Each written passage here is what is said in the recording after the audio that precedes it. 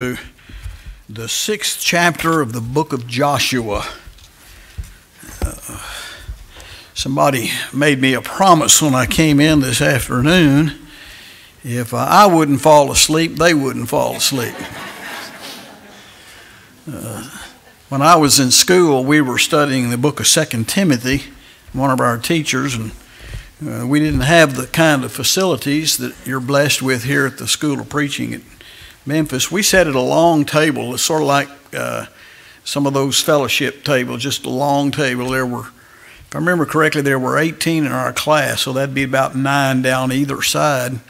And the teacher would sit at the end if he felt like sitting rather than standing. And on this occasion, we were going to do some parsing into Greek, look at the different tenses, and he was sitting down, and it was right after lunch. I think it was maybe 1:30 class or maybe a 1 o'clock class. And he said, all right, let's take a close look at this passage. And he sat there and he propped his head up like this and put his head down. And he said, now let's take a close look, brethren. And he got real quiet. And we looked down there and he was doing like this. And he jerked and he said, oh, how long have I been asleep? And we said, the class is almost over, brother. It's time to go home. Though it hadn't been but about maybe 2 minutes. You know the story of Jericho. It's an amazing story. We've heard it from the time we were small children. Had occasion to hear it in Vacation Bible School a number of times, and then in our regular classes, and even in adult classes and from sermons. So much has been said about Jericho and the lessons that we can learn from that chapter. And the diversity and the lessons that I have heard over the years is a manifestation of the inexhaustible nature of God's Word. And there's always something else to be learned from it whenever you read and study. I want to read to you this short paragraph that comes out of the Kirkbride Study Bible, King James translation, and some background information on the city of Jericho. He says there were two 30-foot high walls that ran nearly parallel, circling the summit of the mound. They were made of sun-dried brick, some 4 inches thick, but varying in length from 1 to 2 feet. The inner wall was from 11 to 12 feet thick, and it was constructed on the foundation of an earlier wall. The outer wall of later construction was about 6 feet thick and stood on the edge of the mound. The space between the two walls varied from 12 to 15 feet, and at frequent intervals, the two were tied together by brick walls. Now try to imagine what the Israelites saw as they looked at these walls, these two massive walls, that so far as human capabilities, they were considered impregnable. There's no way you could overcome that obstacle. Moses turned the reins of the leadership position over to Joshua. And as Joshua chapter 1 opens, you see that God gives Joshua the opportunity to call Israel together and to encourage them. And as you move through the next 2 or 3 chapters, you have them crossing the Jordan River on dry ground, one of the few occasions when the miracle allowed people to walk on dry ground after a river was separated. Showed that God was with them, no doubt.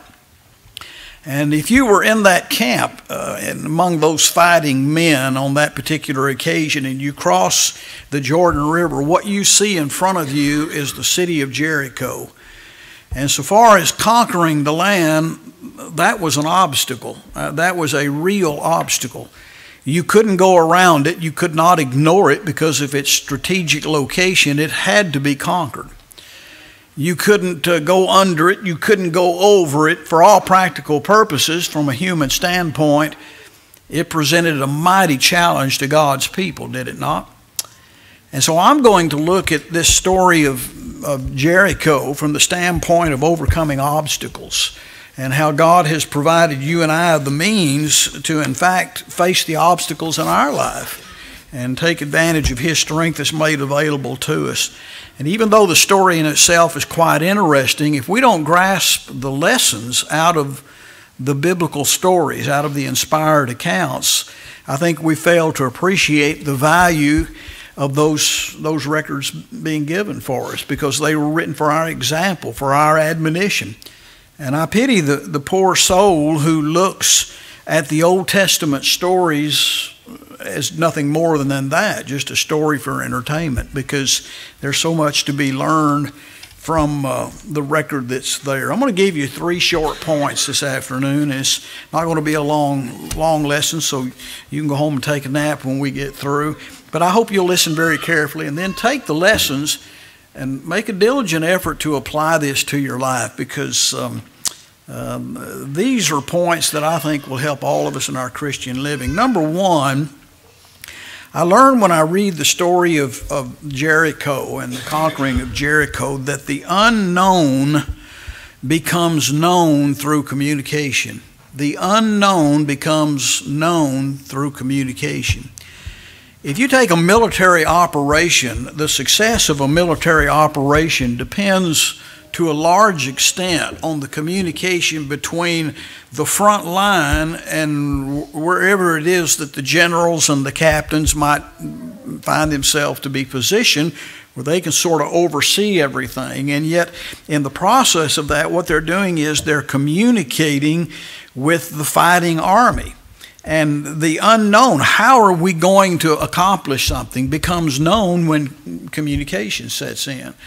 You had the same thing with regard to Moses. God constantly communicated with Moses. He kept him informed as to what God's intentions were, and the closeness and the association that Moses had with God because of that communication. He still maintained his meekness, did he not? And yet he communicated with God. I want you to look at a couple of phrases here in this chapter that deals with this communication between Joshua and between God. If you look, for example, in chapter 6, just read a few verses with me. Now, Jericho was straitly shut up because of the children of Israel. None went out, none came in. And Jehovah said unto Joshua, See, I have given into thy hand Jericho and the king thereof and the mighty men of valor. Joshua turns right around and he communicates that to the people in Israel. But that communication actually started even earlier. When you go back to chapter 4 and you look at some of the verses there in chapter 4, you see that God is communicating with Joshua, and Joshua is simply passing the information on to his fighting men. If you think about them facing that wall and they see this huge obstacle, what would naturally be their response? How are we going to do that? What's going to make it possible? And from a human standpoint, it wasn't possible. But because of the communication that Joshua had with the people, he was able to show them not only how that was going to be accomplished, but who would be behind the destruction of those walls. And of course, it would be God. We think about our obstacles in life. They come in all different forms and all different shapes. They're personal obstacles that we face. Sometimes those obstacles may be unbelief, may be pride, may be financial problems. It may be marital problems. Name the problem. They're still obstacles. And from the standpoint of the person who's wrestling with the obstacle, it is a giant obstacle, is it not? And so the only way to overcome those obstacles, those personal obstacles, or even external obstacles, humanism, atheism, plural relativism, well, you just put whatever you want on there. The only way that I can see how to overcome that is to communicate with God. He does that through His Word. But after years of experience, and I suppose that probably most every child of God who has reached that magic age of 70, we can tell you that there's nothing in life that the Bible does not address. Every conceivable problem, at least in principle, is addressed in the Word of God. And so I have to be involved in communication. This right here, is how God tells me how I'm going to overcome my obstacle. And so the unknown becomes known through communication. And sometimes I can look at an obstacle and I'll have no idea how I'm going to overcome that. and how I'm going to be victorious. But if you stay in touch with God and you communicate with God through prayer and specifically let Him teach you, then the how becomes clearer as you grow in the grace and the knowledge of Christ. And so all this preacher stuff about you need to study God's Word, the preachers are not just trying to muddy the waters. They're trying to communicate to you that you need to communicate with God, because it's only through God and His Word that I can come to know how those obstacles can be overcome. Let me give you a second point. The unbelievable becomes believable through compliance. The unbelievable becomes believable through compliance. What did Joshua do? He heard the word of God, and he believed that and complied to it. Had he not complied to it, no doubt he would not have been blessed, and the armies of Israel would have been sorely defeated. But because they complied to God's word, then even the unbelievable, how are you going to overcome this massive wall? That becomes believable because we've complied to the will of God. I want you to look at a few verses with me. Go back to chapter 3 for just a minute and look at verse 7 and then 9. And in each of these, what you're going to see is how that God said something and Joshua responded. And in fact, I went back through this several times. These are the only ones that I picked up. But in every verse where God makes an observation or a statement or a command to Joshua, I always find Joshua complying to that. I don't ever find him reasoning with God. I don't find him being disobedient. I don't find him like Saul saying, well, you know, the people made me do it, or I partially obeyed. Always Joshua was very faithful in his compliance to the will of God. Look at chapter 3 and verse 7. By the way, the doing follows very close at hand to the command itself. When God said to do something, Joshua was quick to respond. Look at chapter 3, verse 7. Jehovah said unto Joshua, this day will I begin to magnify thee in the sight of all Israel, that they may know that as I was with Moses, so I will be with thee. Move down to verse 9. Joshua said to the children of Israel, come hither and hear the words of Jehovah your God. God was telling him, you communicate. Joshua responded to that. Turn over to chapter 4 and look at verse 1. It came to pass when all the nation were clean passed over the Jordan. I think that's an Oklahoma phrase, clean passed over.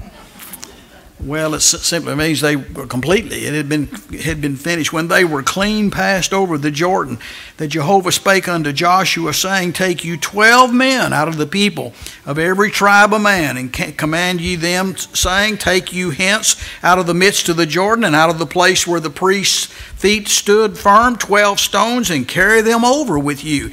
Look at verse 4, close at hand, immediately. Then Joshua called the 12 men whom he had prepared of the children of Israel out of every tribe of man, and Joshua said to them, pass over before the ark of Jehovah. And he conveys that message that God conveyed to him to fulfill the command that was there. What are you seeing here? You're seeing a pattern of compliance to God's will. That in essence, Joshua and Israel were willing to follow through with what God had commanded them. Turn over to chapter 4 and look at verse 15, if you will. And here it says, Jehovah spake unto Joshua, saying, command the priests that bear the ark of the testimony, that they come up out of the Jordan. And Joshua therefore commanded the priests, saying, 2 verses, right back to back. God said, Joshua did it. He was always obedient to the will of God. Well, that's a character trait of all of God's faithful, is it not? Take some time and visit Hebrews chapter 11 and read about those great men and women in what we sometimes call the Hall of Fame of the faithful. Noah obeyed, Abraham obeyed, Moses obeyed, and even the reference here in Hebrews chapter 11 to the children of Israel marching around the walls in Jericho is always complying to the will of God. And even though there are some inexplicable commands, things that we don't understand, our faith then takes that command and we follow through on it, believing that God will keep his promises. I sometimes look at the command that God gave to Israel. There was nothing in here about taking up swords or battering rams, nothing. And I asked myself, why did God make the Israelites march around that city 13 times? Once every day for 6 days, and then 7 times on the final day. And I think there was a dual purpose in this. Number one is he wanted Israel to see those walls up close every single day. He wanted them to see the enormity of that obstacle. Why? So that when it was overthrown, there's no way that they could have concluded, we did this on our own. He wanted them to see the enormity of it. Have you ever wondered why sometimes when you have an obstacle in your life and it just doesn't seem to go away, you wrestle with it every single day and you're praying that God would remove that obstacle, and yet He leaves it there? Why? Because He wants you to see the enormity of that obstacle. He wants you to see that you need Him in order to overcome that obstacle. But I think there was another reason as well. You remember that they were told to march around that wall silent. Don't say a word. That's morale. He did not want the morale of the rest of the army to be disrupted because of the naysaying or the negative thinking of one of those soldiers that was walking around the wall. Can you imagine the detrimental effect it would have had if one of those soldiers had said to his fellow soldier, hey, punching him in the side, how do you think we're ever going to overcome this? Look at those soldiers. Look at that wall. And sometimes God will put an obstacle in front of us, and He just wants us to think about it and then remain silent in obedience. Comply to the command that He gives to us. I suppose the world, to a large degree, has violated this one principle more when it comes to the subject of the plan of salvation than any other area.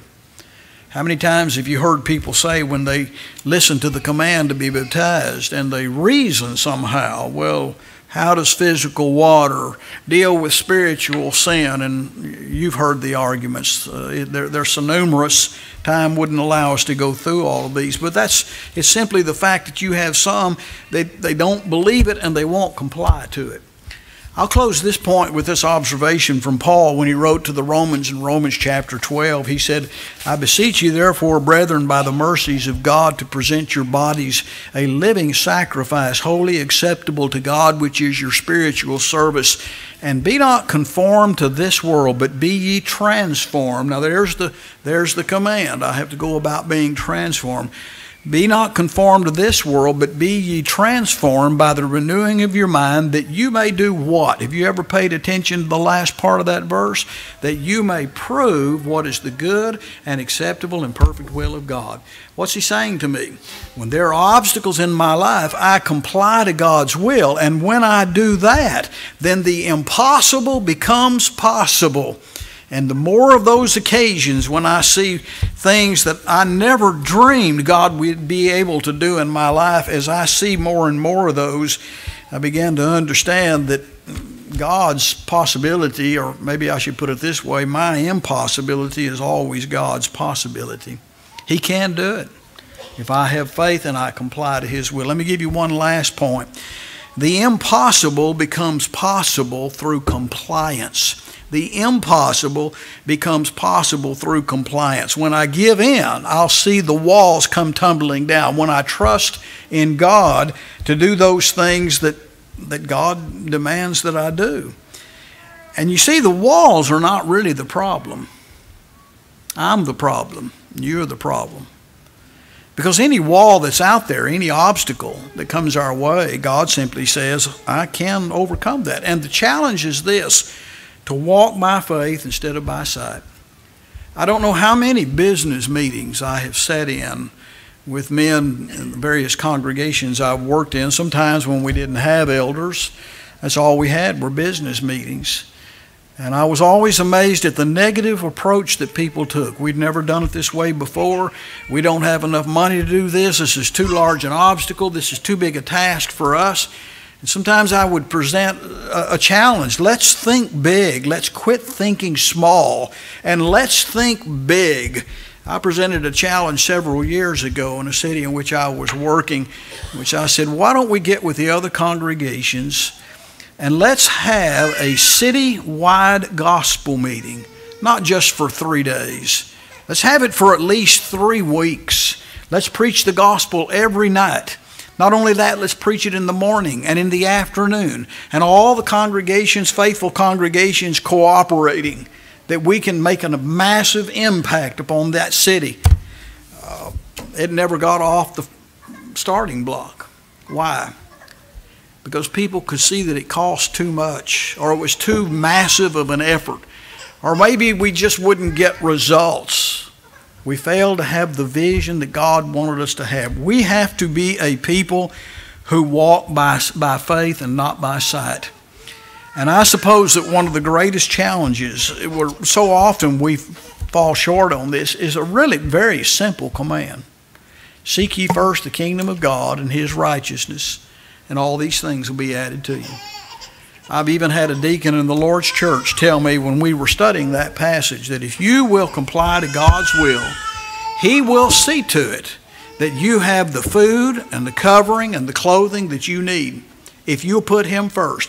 We made the application in several areas like job seeking. Just tell the people you're asking a job for, I don't work on Sundays. Just tell them that. But we fear that God won't keep His promise. And so we don't communicate that conviction of ours to others. Can I share with you a personal example? That's the only examples I know, are personal examples. My wife and I were dismissed from a place I was preaching. And we decided that we needed to do something in order to generate some funds to live. And I sent out letters asking for a small amount. And God in His great providence provided for us enough funds to last precisely to the day when I was able to start getting a steady income. He watches over us. He cares for us if we walk by faith and not by sight. The Christian's obligation is to say this. Now the world says, I'll believe it when I see it. God says you'll see it when you believe it. That's precisely what they experienced at Jericho, is it not? You'll see it when you believe it. And so when I think about God's communication with us, the unknown becomes known through communion, the unbelievable becomes believable through compliance, and the impossible becomes possible through confidence if I put my trust in God. Now, the next time you read the story of Jericho, look at the obstacles, and then turn about 2 pages over and look what happened to those obstacles. They came tumbling down without military might, without a sword being drawn or an arrow being fired. God intervened for Israel, and He in His providence can do the same thing for you. You have an obstacle in your life tonight? If you're not a child of God, may I suggest you're fighting a losing battle? You might be able to overcome some minor obstacles, but not the major ones in life. How many times have we heard people say, well, I'll obey the gospel when I get all my problems out of the way? You're not going to get your problems out of the way. You need God to help you with your problems in life. He's the only answer there is. So if you're not a child of God, I would say you want to overcome obstacles, get somebody on your side. Maybe I should say you get on the side of someone, get in fellowship with someone who can see you through those obstacles. Then you'll experience some things you never dreamed possible. If you're a child of God and you've allowed the obstacles to cause you to lose your faith, maybe even question your faith, maybe become unkind, uncaring, unloving, then why don't you ask the brethren to pray for you? Let's overcome our obstacles. And when this life is over, heaven will be our home. If you need to respond, would you come as we stand, as we sing?